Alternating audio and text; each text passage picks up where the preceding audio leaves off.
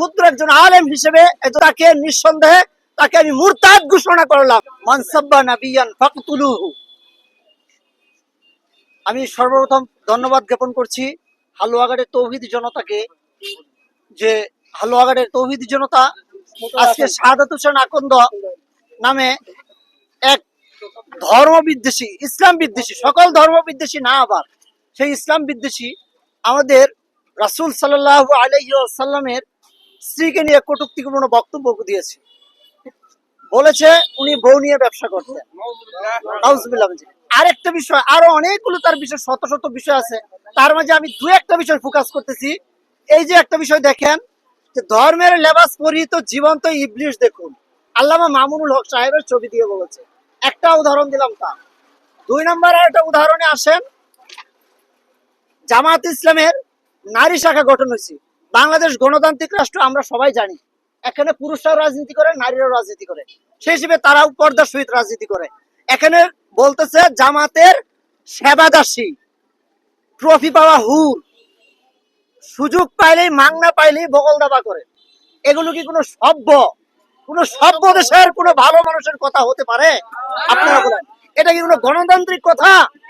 এটা কখনোই গণতান্ত্রিক কথা হতে পারে না। আমরা রাষ্ট্র এবং আইনের প্রতি বিশ্বাসী, আমরা এই সরকারের প্রতিও আমরা বিশ্বাসী। তো আমি মনে করি যে রাসূল সাল্লাল্লাহু, আরেকটা বিষয় হচ্ছে, এই যে দেখেন এখানে শাহাদাত হোসেন আকন্দ আবার উল্লেখ করেছে যে ধর্মগ্রন্থ পড়ার সময় মানুষ বারবার লোভে পড়ে যায়, জান্নাতের লোভে পড়ে যায়, আবার দুজকের ভয়ে কি ভয় পেয়ে যায়। যদি এভাবে মানুষ ভয় আর লোভে পড়ে, একটা মানুষ সুস্থ থাকতে পারে না, সে বিকারগ্রস্ত মানসিক অসুস্থ হয়ে পড়ে। নাউজুবিল্লাহ মিন জালিক। এরপরেও কি এই লোকটাকে শাহাদাত হোসেন আকন্দকে মুসলমান বলা যায়? আমি একজন ক্ষুদ্র একজন আলেম হিসেবে তাকে নিঃসন্দেহে তাকে আমি মুরতাদ ঘোষণা করলাম, ইনশাআল্লাহ। সে আজকে থেকে সে মুরতাদ। তার হুকুম কি? কোরআন এবং সুন্নাহ মতে তার হুকুম হচ্ছে মান সাব্বা ক্বালা রাসূলুল্লাহ সাল্লাল্লাহু আলাইহি ওয়াসাল্লাম মান সাব্বা নাবিয়ান ফাকতুলুহু। যে আল্লাহর নবীকে গালি দিবে তার গর্দানটা কেটে ফেলো। কিন্তু আমরা বাংলাদেশে এটা করতেছি না। বাংলাদেশ একটি গণতান্ত্রিক রাষ্ট্র, এখানে আইন আছে, প্রশাসন আছে। যদি আজকে ইসলামিক রাষ্ট্র হতো তাহলে ঠিকই তার গর্দানটা আমরাই ফেলে দিতাম। কিন্তু আমরা আইনের প্রতি শ্রদ্ধাশীল, সরকারের প্রতি আমরা শ্রদ্ধাশীল। আমরা বলবো তার সর্বোচ্চ শাস্তি, আপনারা প্রশাসনের মাধ্যমে তাকে গ্রেফতার করে সর্বোচ্চ শাস্তি দাবি করেন। আর আরেকটা বিষয় আমি আলোকপাত করতে চাই, সে আজকে একটু লাইভে আসছে, দেখলাম লাইভে আসছে, আয়সার সে বলতেছে আমার কথায় যদি কেউ কষ্ট পেয়ে থাকেন আমাকে ক্ষমা করে দিবেন। হ্যাঁ, ফাজলামি করো, তুমি ফাজলামি করো, তোমার কথায় কষ্ট পাইছে মানে তুমি তওবা করো, তুমি আইনের কাছে আত্মসমর্পণ করো, তুমি আইনের কাছে আগে আত্মসমর্পণ করো। তোমার ফেসবুক লাইভ তো পরে আল্লাহর কাছে মাপ চাও, তুমি করো, আইনের কাছে তুমি আত্মসমর্পণ করো। তো পরিশেষে আমি আমার বক্তব্যের শেষ দিকে চলে আসব। তো আমি সর্বশেষ আমাদের এই তৌহিদি জনতার পক্ষ থেকে আমি কিছু দাবি পেশ করে যাব।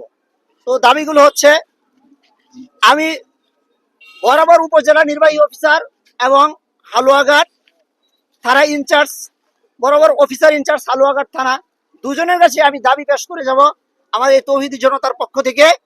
আমাদের এক নম্বর দাবি হচ্ছে ইসলাম বিদ্বেষী শাহাদাত হোসেনের দ্রুত গ্রেফতার ও সর্বোচ্চ শাস্তি প্রদান। রাষ্ট্রীয় সংবিধানে ইসলাম ধর্ম অবমাননাকারী শাস্তি মৃত্যুদণ্ড বা ব্লাসফেমি আইন সংযুক্তিকরণ, এটা আমাদের প্রাণের দাবি।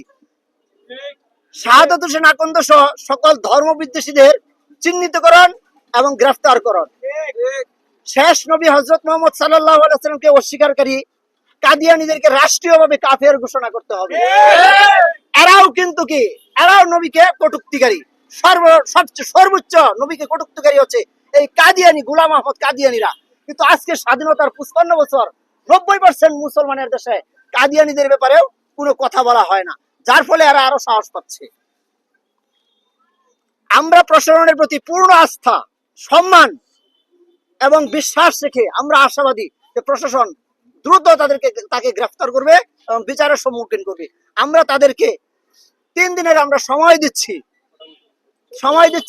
এই সময়ের পরে তারা যদি কোনো সুষ্ঠু ব্যবস্থা না নেয়, তাহলে আমরা নতুন করে তৌহিদি জনতাকে নিয়ে, সাধারণ জনগণকে নিয়ে আমরা কঠোর থেকে কঠোর কর্মসূচি দিতে ইনশাল্লাহ বাধ্য করব।